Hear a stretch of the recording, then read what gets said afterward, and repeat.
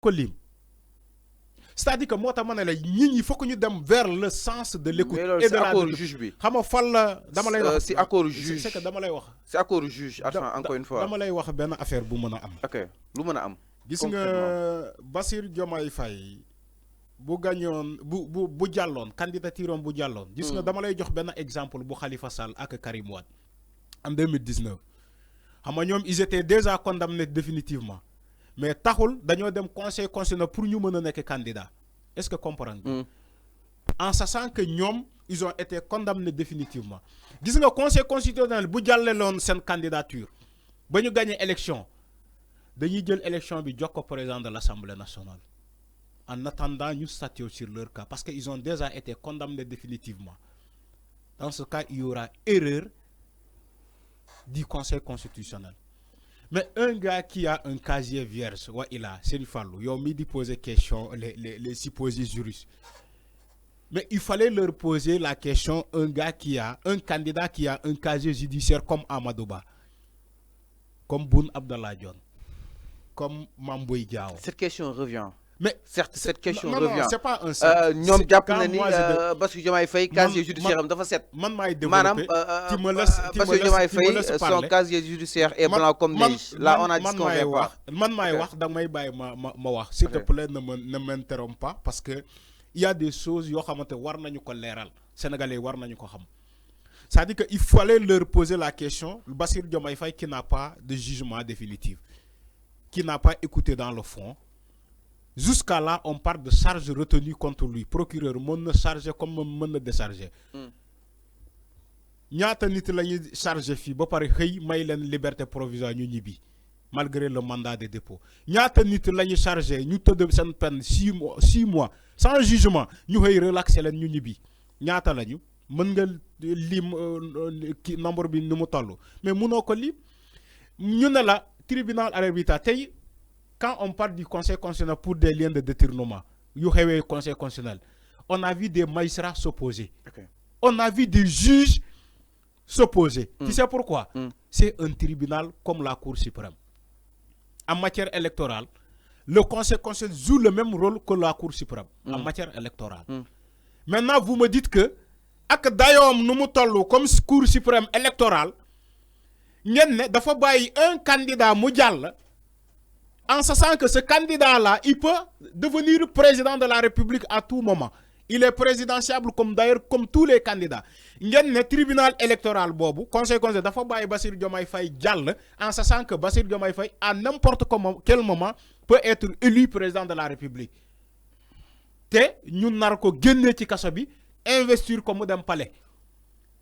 Oui, toutefois, Bassirou Diomaye Faye remporte. Non, attends.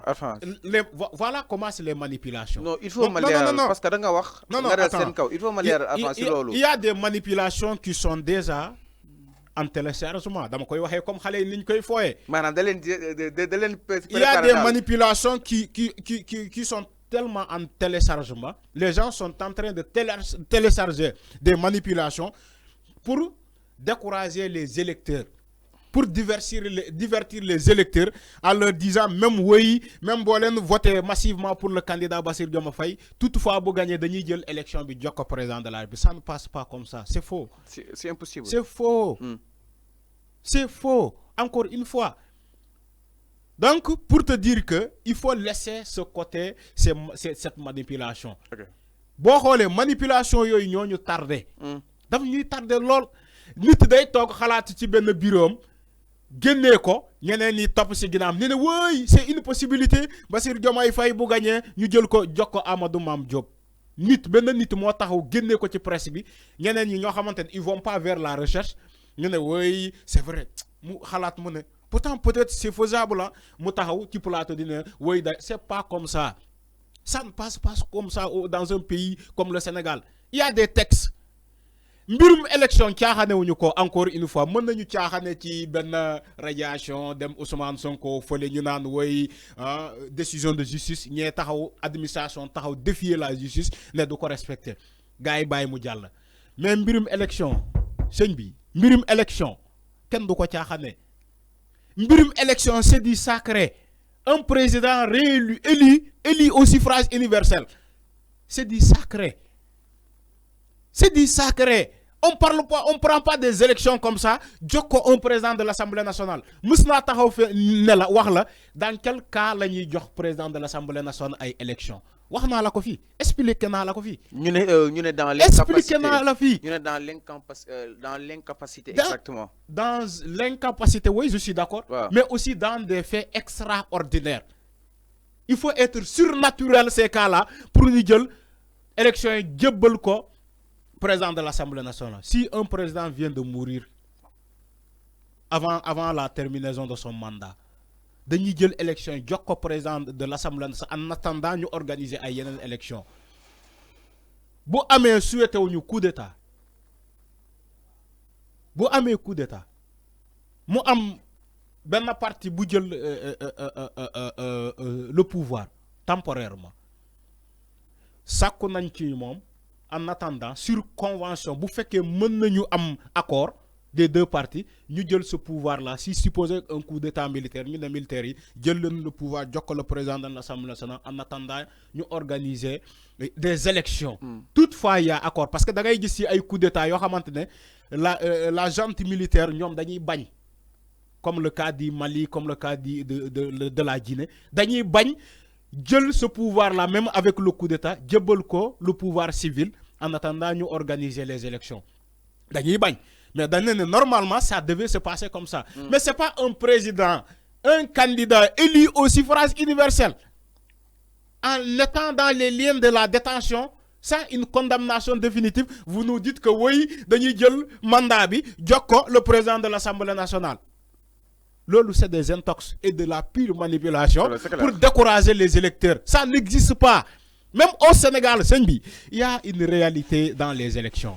Ça dit que ni ce qui se trouve au fond de l'État. Mais enfin, ce qui est plus sûr, sa libération. Nous libérer quoi. Oui, tout le monde est d'accord.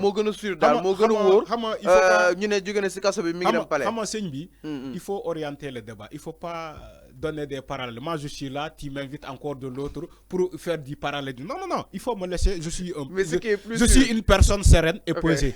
Quand je développe, tu me laisses point après point. Il ne faut pas, faire à la, je sais pas, à la Maïmouna Ndour Faye et autres. Maintenant, je dis bien, élection. Il y a des choses qui se trouvent au fond de l'État, dont les gens ignorent. Malheureusement, ils ne connaissent pas. État non il y a des gens qui te disent que je suis un homme d'État ou un homme d'État. En réalité, xamuñu nu muy état doxé. Dafa am sens ñu ne ko way namé nañ ko ministre après deux mois 3 mois ñu def remaniement changer ko mu dem ci benen ministère tourisme 2 mois 3 mois ñu def remaniement loolu la def parallélisme au final après ñu dakh ko il est directeur général après ñu taxaw ne way diw c'est un homme d'état musona jaar ci ministère bi donc c'est un homme d'état dama lay wax tay qu'est-ce que cela veut dire un homme d'état ak ñu taxaw ne Ousmane Sonko non enfin dama dem légui assemblée nationale non dinañ dem assemblée nationale bu yakam il faut pas nga bakale émission mais avant chaque jour nga ñëw ci homme d'état comprendre la dédé sëñ bi c'est-à-dire que nit mën na def politique ba am sens ñu fal ko milice sans passer par les canaux fu ñuy jàngalee état c'est possible c'est possible mais ñooñu la ñuy wooyee tey ay homme d'état ñu ne Ousmane Sonko mënul nekk président de la parce que amul expérience xamul état nu muy doxee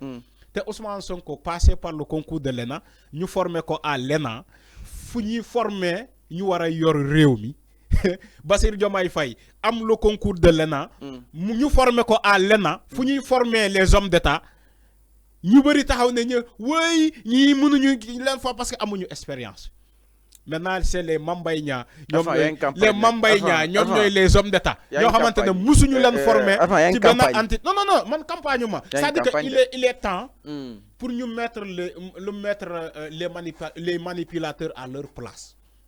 Il est temps parce que dëkk réew mi ñun ñëpp ko bokk Sëñ Fallou ñun ñëpp bëgg lu baax pour Sénégal. Il faut choisir les vrais hommes, il faut choisir les bons hommes aux places opportunes. C'est-à-dire que da ngay jël une personne boo xamante ne il mérite ce poste-là. Il mérite ce poste-là. Ce qu'on appelle comment dirais-je la compétence. la compétence man loolu lay wax boo bëggee réew dox da ngay privilégier la compétence.